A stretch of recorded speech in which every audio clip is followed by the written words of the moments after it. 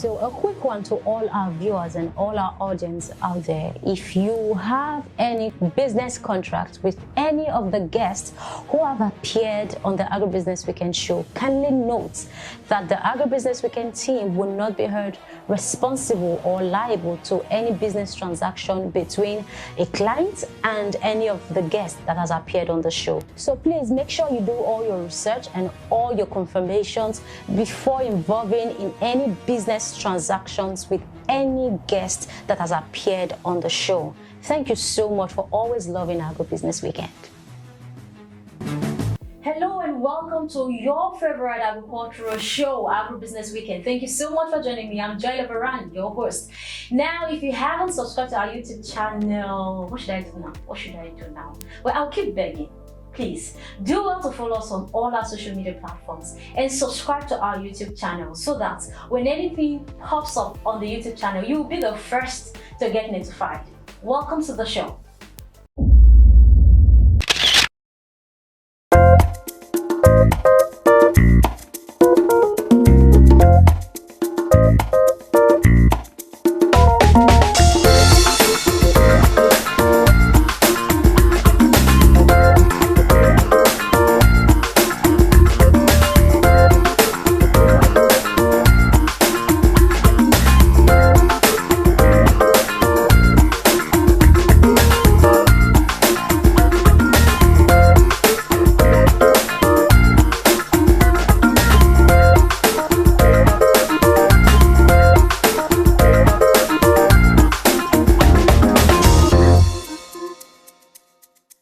Welcome back.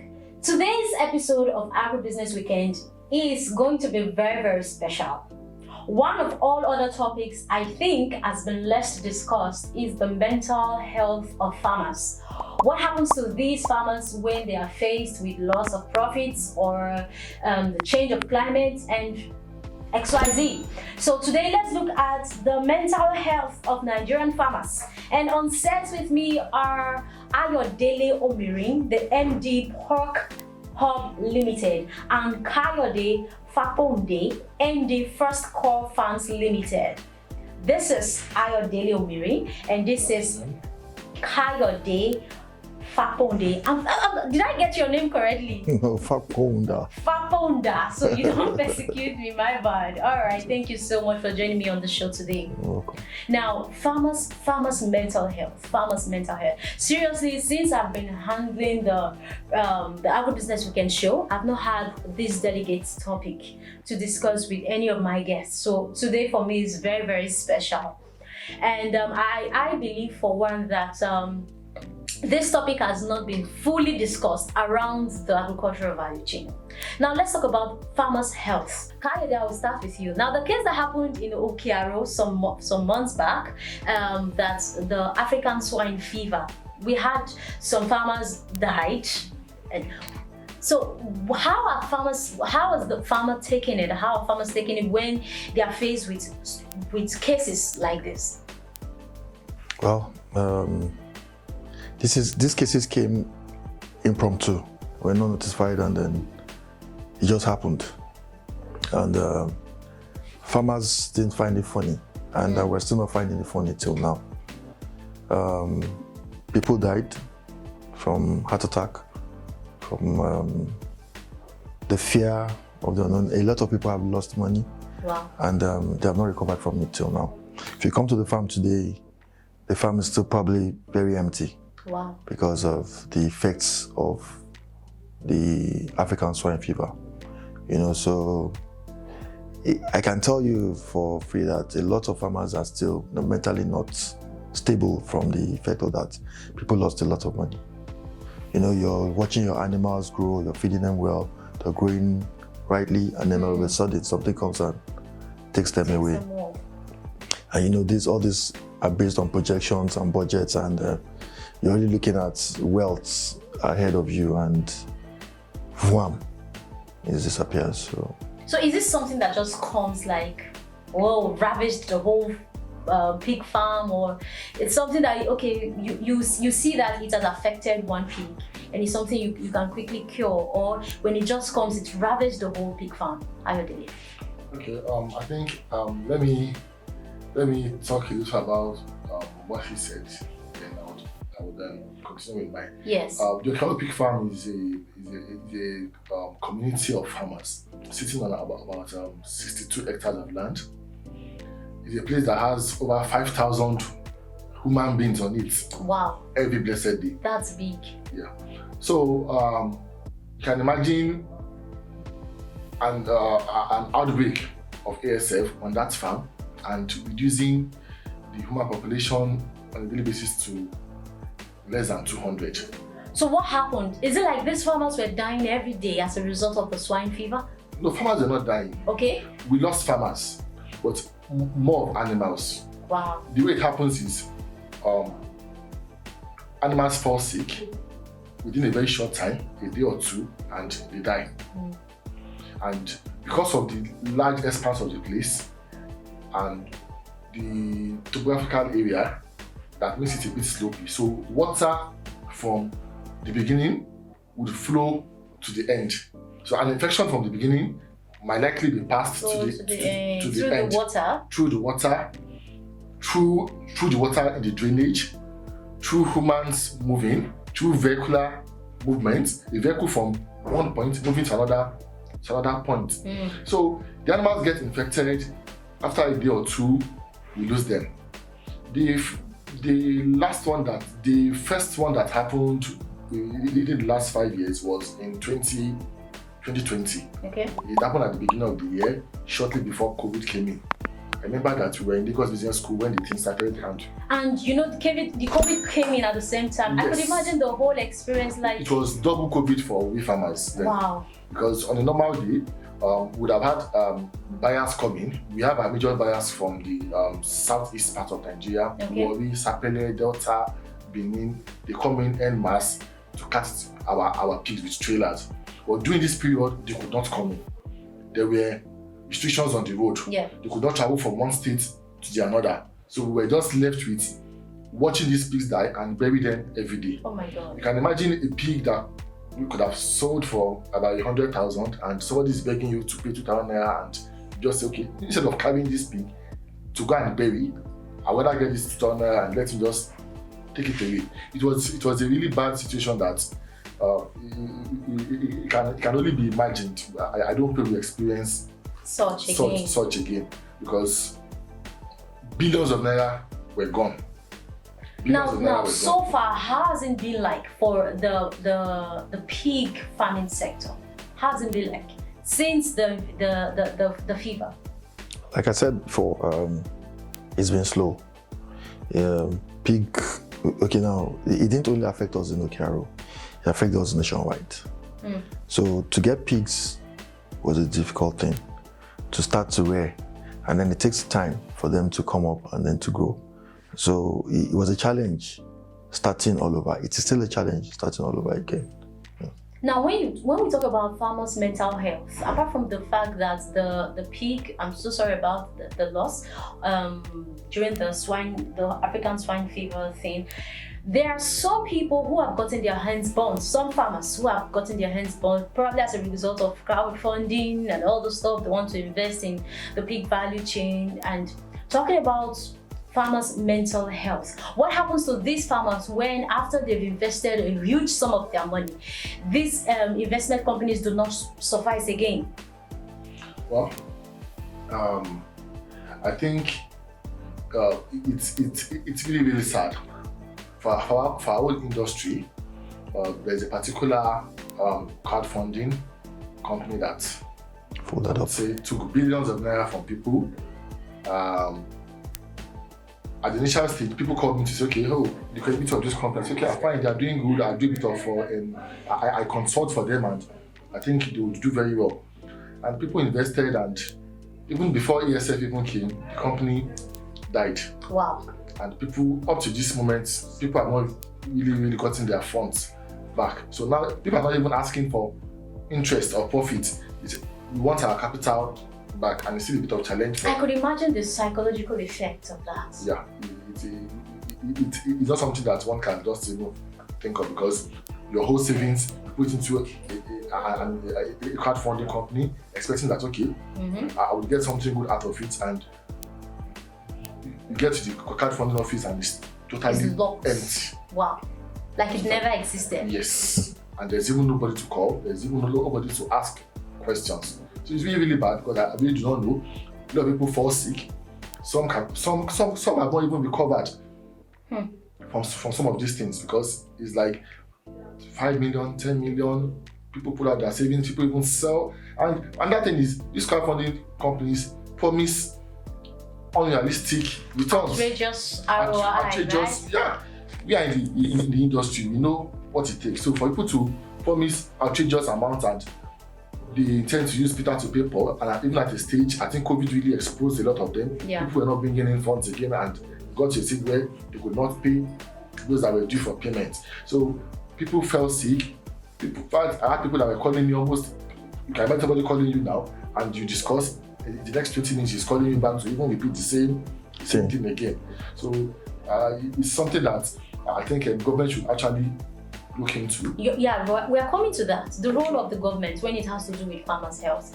But now we've talked about the sickness invading the animals that at the end of the day affects the farmers one way or the other. We've also talked about some of them who get their hands burnt based on Pomsey skin. Now, do you think there are other factors that are affecting the farmers' mental health? Let me hear from you, Kayode. Other factors. Infrastructure, government policies, finance. I can name quite a number, but the critical one right now are infrastructure, good road networks to the farm and back, and then it allows for free movement of inputs, even the animals, and then even people, laborers, and all that. Talk about funding. We require funding, which is finance. Funding is a major factor. Yes, very major factor. Okay, in everything we do, funding. And then I talked about government policies. I think government should see pig farming, not just pig farming, maybe agriculture, but because I practice pig farming, I'll tell you, pig farming, there are a lot of opportunities in pig farming. There are enormous opportunity in pig farming. I'm sure you're wearing a lip gloss, or some of these things come from pigs. Oh, really? Yes, your bag comes from pigs, the skin. Your hairbrush comes from pigs, the skin. The insulin we use for diabetes comes from pigs. So there are lots of things that we can harness. And today, on CNN, we saw that the pig heart works for the human being. The pig's kidney works for human being. So eventually, we're going to have to look at the pig farm again. So we beg government to look at it now and see how we can expand and explore other opportunities in it. Now, with all this that have happened, what role do you think the government can play? Kayode is saying the government should see pig farming as this valuable sector because there are indeed a lot of endless opportunities with what he has mentioned. What role do you think the government has to play? Then we'll come to the insurance sector. Let's start from the government. Yeah, the government has a lot of roles to play when it comes to ensuring that farmers are doing very well. Aside from the ones that my colleague mentioned, he has not even mentioned the insecurity of the country. You see, aside from even pig farming, farmers go to their farm, hectares of land, grow maize, grow cassava, grow other grains and other foods. And it's time to harvest. And kidnappers will come and telling you that you need to pay this amount before you come and harvest. Oh.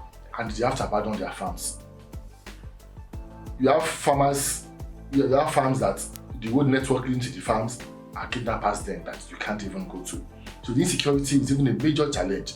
We've had this discussion several times that we want to expand, we want to move out of the Kayode big farm, probably because it can't really accommodate the extent to which we want to farm because of the land size.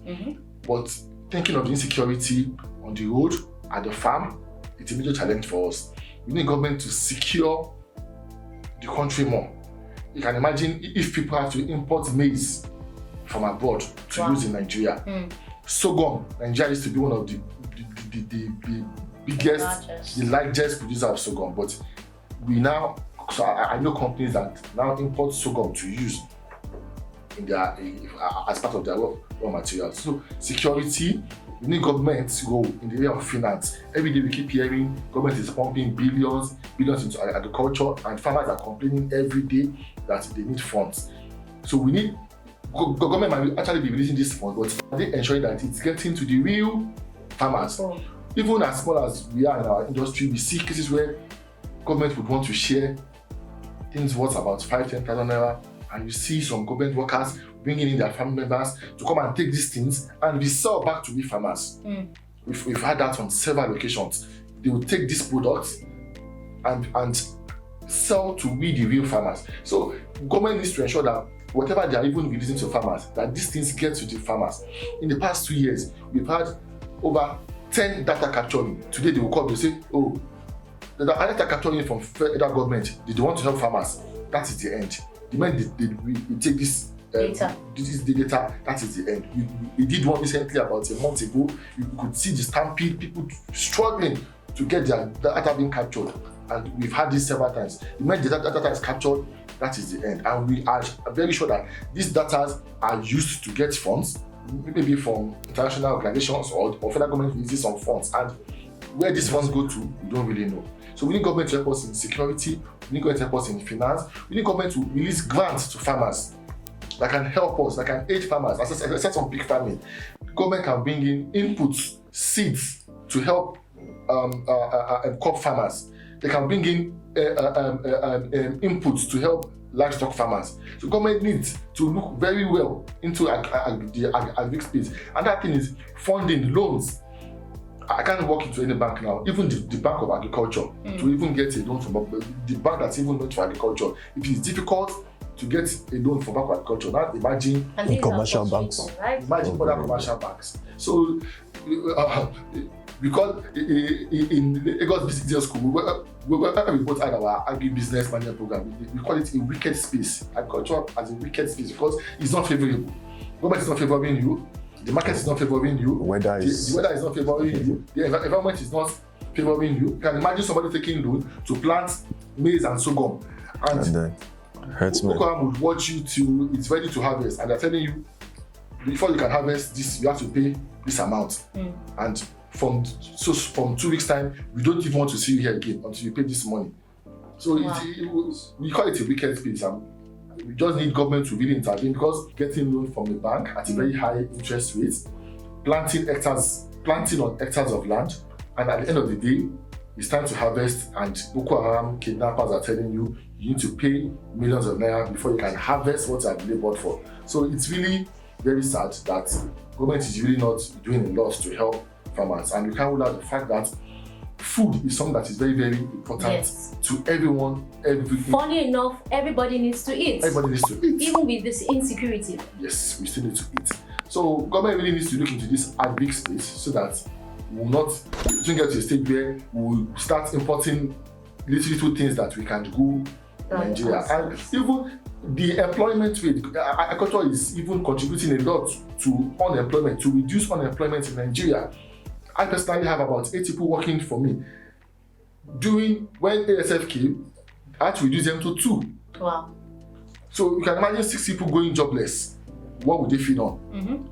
So we really need to look into this space, how government can help us in the area of insecurity, provide security at least more in the country, the finance, make sure that the finance gets to the grassroots, not that they're disbursing the money at the federal level and they're not ensuring that the money gets to all the farmers. All right, this is getting interesting, but let's take a short break. When we come back, the show continues. Don't go anywhere.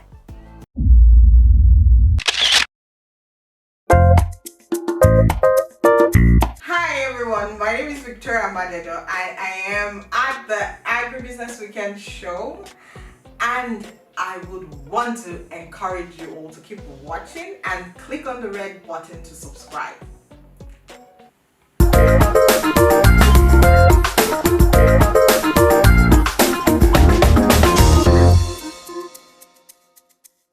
Welcome back. It's still about farmers' mental health. as far as Nigeria and Africa is concerned. Now, talking about the role of the government, what about the insurance companies? When farmers are faced with these kind of challenges, what do you think what role do you think the insurance companies should play, at least to help farmers avoid this effect from the loss? Let me hear from you.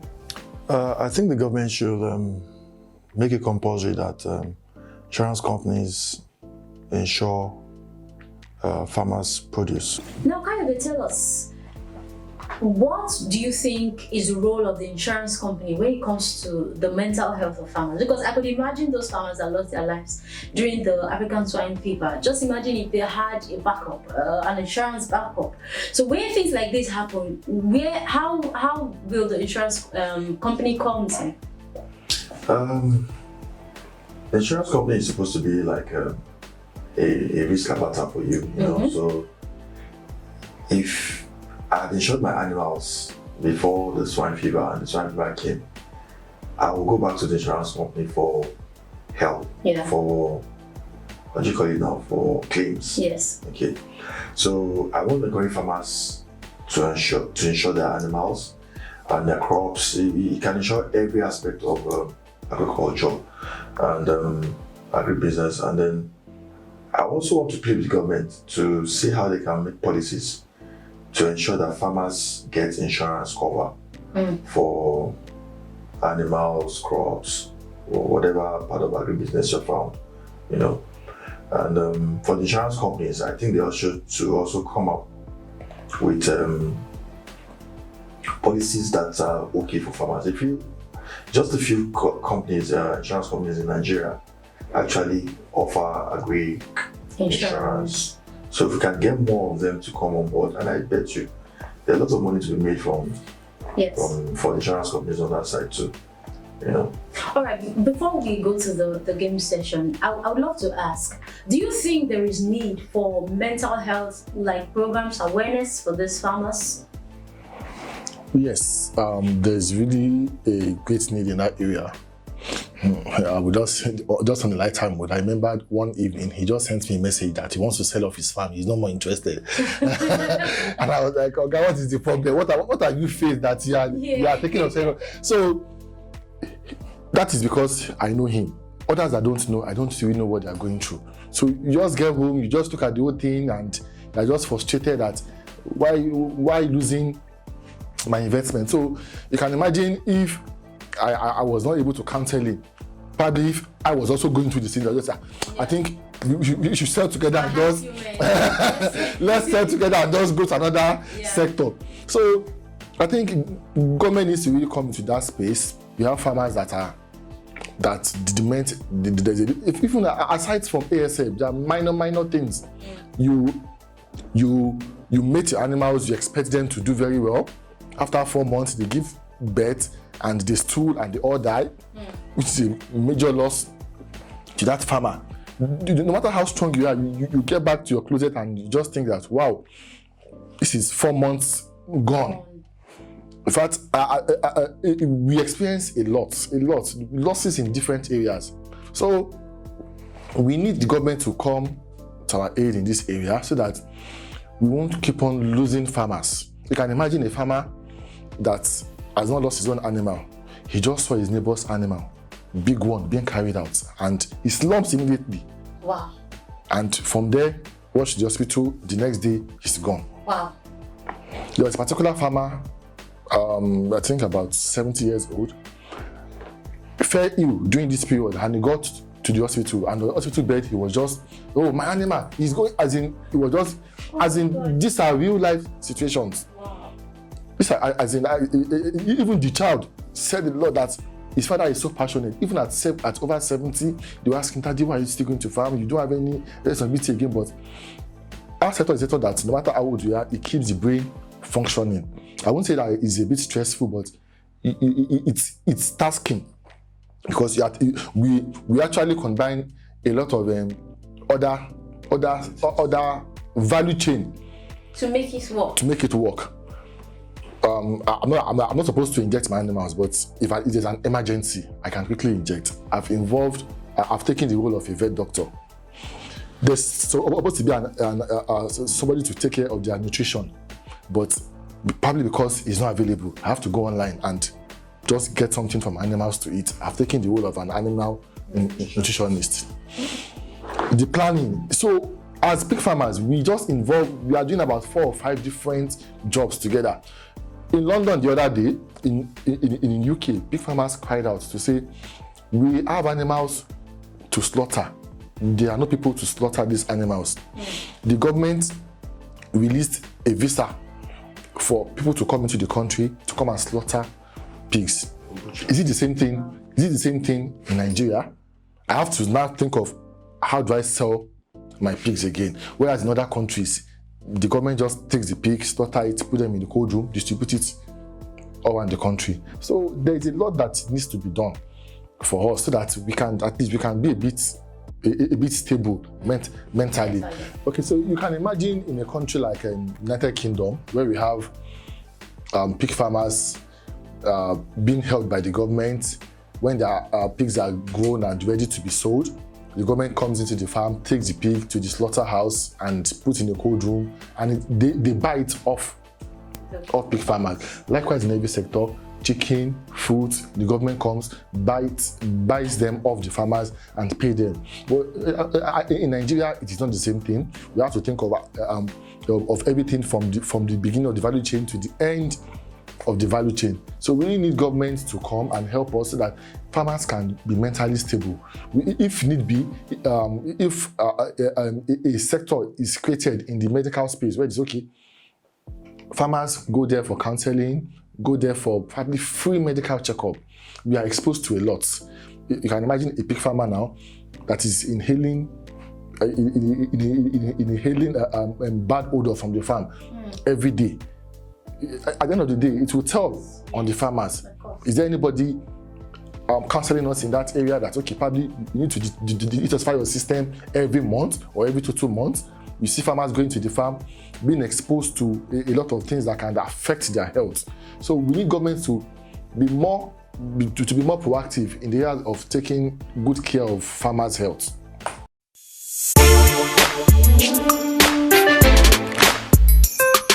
Yes, welcome back. It's the Farmer's Game. Kayode and Ayodele is still on set. So we have 10 questions on our list, and you're going to be answering 3 questions randomly. So you just pick a number. Now there's a line beside you there. See the way they checked it.